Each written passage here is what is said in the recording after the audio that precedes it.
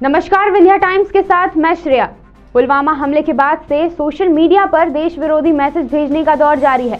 ताजा मामला रीवा जिले के मऊगंज का है, जहां एक युवक के व्हाट्सएप पर अराजक तत्व ने देश विरोधी संदेश भेजा है, जिस पर पीड़ित युवक ने केस दर्ज कराया है।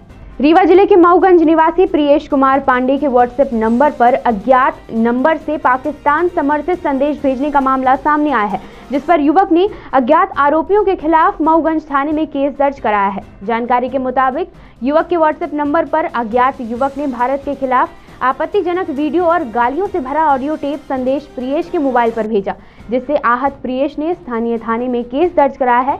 पुलिस भी मामले को गंभीरता से लेते हुए अज्ञात पर मामला दर्ज कर जांच में जुटी हुई है। वहीं इस मामले के सामने आने के बाद पुलिस उपाधीक्षक आशुतोष गुप्ता ने जिले के सभी थाना प्रभारियों व सर्विलांस की टीम को सोशल मीडिया पर निगरानी रखने व कानून व्यवस्था बनाए रखने का निर्देश दिया है। आपको बता दें कि पुलवामा में सीआरपीएफ जवानों पर हुए हमले के बाद से सोशल मीडिया पर देश विरोधी संदेश तेजी से वायरल हो रहा है। ये किसी अज्ञात व्यक्ति के द्वारा शरारत करने की नीयत से अपना जो है व्हाट्सएप के नंबर से इस व्यक्ति को जो है मैसेज भेजा गया। तो इस संबंध में जो है हमारी साइबर सेल लगातार काम कर रही है और जल्दी ही जो है इसमें जिसने भी ये शरारत करी है तो उसके विरुद्ध जो है कार्रवाई करेगी। लोकसभा चुनाव को लेकर हर स्तर पर तैयारियां तेज हो गई हैं। इसी क्रम में आज कांग्रेस कमेटी द्वारा नियुक्त संभागीय कोऑर्डिनेटर ने रीवा संभाग का दौरा कर तैयारियों का फीडबैक लिया, साथ ही पार्टी पदाधिकारियों संग चर्चा भी की। भारतीय कांग्रेस कमेटी द्वारा नियुक्त संभागीय कोऑर्डिनेटर और जिला कोऑर्डिनेटर ने आज रीवा संभाग का दौरा कर लोकसभा चुनाव के लिए अब तक की गई तैयारियों के बारे में जानकारी ली। साथ ही उन्होंने पार्टी के ब्लॉक अध्यक्ष, मंडलम अध्यक्ष, सेक्टर प्रभारियों संग चुनावी तैयारियों पर चर्चा की। इसके साथ ही उन्होंने बीते विधानसभा चुनाव में रीवा जिले में सभी सीटों पर मिली हार को भुलाकर कार्यकर्ताओं को लोकसभा चुनाव की तैयारियों को और मजबूत रखने पर जोर दिया। इस दौरान उन्होंने कहा कि पुरानी हार को भूलकर सभी पदाधिकारी पार्टी को लोकसभा में जीत दिलाने के लिए जुट जाएं। कोऑर्डिनेटर ने पदाधिकारियों से चर्चा के बाद स्थानीय लोगों से भी चुनावी स्थितियों, समस्याओं और मुद्दों पर रायशुमारी की, जिससे आगामी लोकसभा चुनाव में सरकार के खिलाफ मुद्दा बनाया जा सके। आज हमारे यहाँ हमारे संभागीय कोऑर्डिनेटर डॉक्टर सनी मलिक जी आए हैं। ये हैं तो हरियाणा से, इनको AICC से लगाया गया है पूरे मतलब संभाग के लिए। ये संभागीय कोऑर्डिनेटर हैं। उनके साथ जितेंद्र सिंह जी हैं जो डिस्ट्रिक्ट कोऑर्डिनेटर।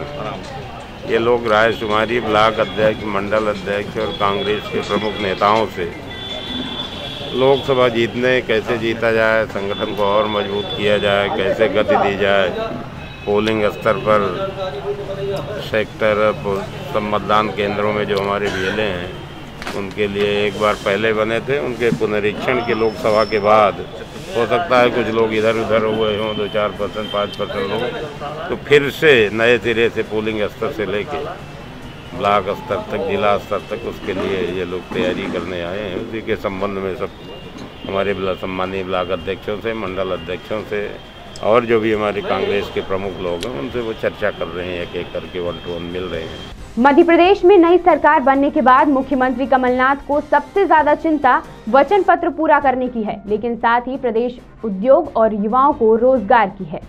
प्रदेश में कांग्रेस की सरकार बनने के बाद कमलनाथ एक्शन मोड में है। पूर्व के कामों की समीक्षा के साथ ही भविष्य की संभावनाओं के लिए कमलनाथ काम कर रहे हैं। सीएम कमलनाथ ने आज भोपाल के पत्रकारों से चर्चा करते हुए कहा कि प्रदेश में नए उद्योग लगाने से पहले सरकार पता लगाएगी कि आखिर पुराने उद्योग क्यों बंद हुए। सभी कारणों का पता लगाते हुए सरकार फिर नए की शुरुआत करेगी। आपको बता दें कि भविष्य में लोकसभा चुनाव है और सरकार विधानसभा चुनाव के समय जारी किए गए घोषणा पत्र को पूरा करना चाहती है। इंडस्ट्रियल एरिया में मैंने उनकी अलग मीटिंग करा, किस कारण बंद हुए, क्या कारण थे, क्या खुल सकते हैं। कि बहुत सारे तो हैं उस सेक्टर में मंडीदीप हुआ, जितने खुले नहीं उससे ज़्यादा तो बंद हो गए। बात तो सही है। आप हमारे ग्वालियर के पास मालनपुर है, मालनपुर जाइए, अधिक से अधिक तो बंद है। तो क्या कारण है, क्यों बंद हुए? क्योंकि ये भी हमें याद रखना है कि बहुत परिवर्तन हुआ है, टेक्नोलॉजी में बहुत परिवर्तन हुआ है, आज मार्केट्स में बहुत परिवर्तन हुआ है। तो ये क्या कारण था और उसमें अगर कोई उपाय है इनको फिर से चालू करने के लिए, उसकी चर्चा मैं इनसे करूँगा।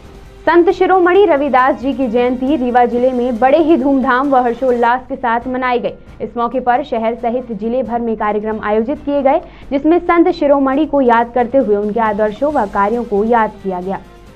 संत शिरोमणि रविदास जयंती मौके पर आज शहर भर में कार्यक्रम आयोजित किए गए, जिसमें रीवा नगर में आयोजित कार्यक्रम की शुरुआत से पहले बीते दिवस पुलवामा में सीआरपीएफ जवानों पर हुए हमले में शहीदों को श्रद्धांजलि दी गई, जिसके बाद जयंती कार्यक्रम की शुरुआत की गई।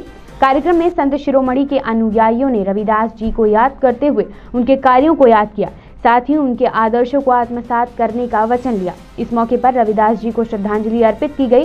साथ ही जयंती मौके पर आयोजकों ने शहर भर में रैली निकालकर बड़े ही धूमधाम से कार्यक्रम आयोजित किया। बीते दिनों पुलवामा में सीआरपीएफ जवानों पर हुए आतंकी हमले के खिलाफ आज रीवा शहर काजी ने राष्ट्रपति को संबोधित ज्ञापन कलेक्टर को सौंपा, जिसमें उन्होंने दोषियों के खिलाफ कड़ी कार्रवाई और शहीदों के परिजनों को आर्थिक सहायता मुहैया कराए जाने की मांग की है।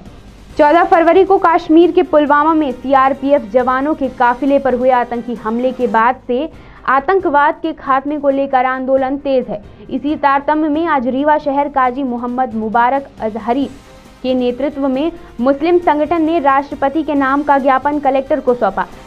अपने दिए गए ज्ञापन में संगठन ने मांग की है कि पुलवामा हमले के दोषियों को जल्द से जल्द कड़ी से कड़ी सजा दी जाए। इसके साथ ही उन्होंने मांग की है कि हमले में शहीदों के परिजनों को बेहतर आर्थिक सहायता दी जाए और शहीद परिवार के एक सदस्य को शासकीय अनुकंपा नौकरी दी जाए। हम लोग आज यहाँ पर इकट्ठे हुए हैं इसलिए कि जम्मू श्रीनगर के पुलवामा ज़िले में अंतीपुरा इलाके में जो 14 फरवरी को हमारे देश की हिफाजत के लिए अपनी जान कुर्बान कर देने वाली सेना के ऊपर जो आतंकवादी एक हमला हुआ, जिसमें पूरे मुल्क को झकझोर कर रख दिया और मुल्क का हर इंसान, हिंदू मुस्लिम सिख ईसाई, हर इंसान का दिल इस हादसे से दहल उठा और ये एक बहुत ही दर्दनाक हमला था जिससे पूरा मुल्क रो उठा है।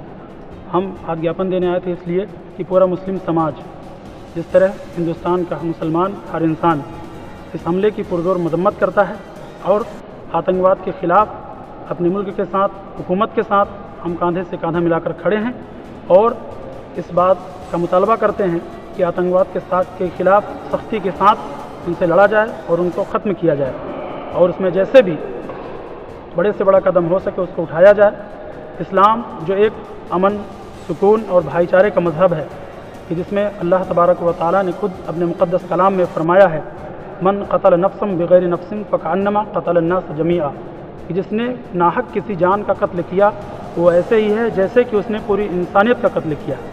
वमन अहयाहा फ़कअन्नमा अहया अन्नास जमीआ, और जिसने किसी एक इंसान की हिफाजत की वो ऐसे है जैसे कि उसने पूरी इंसानियत की हिफाजत की है। इसी तरह की तमाम खबरों के लिए बने रहिए विंध्या टाइम्स के साथ। धन्यवाद।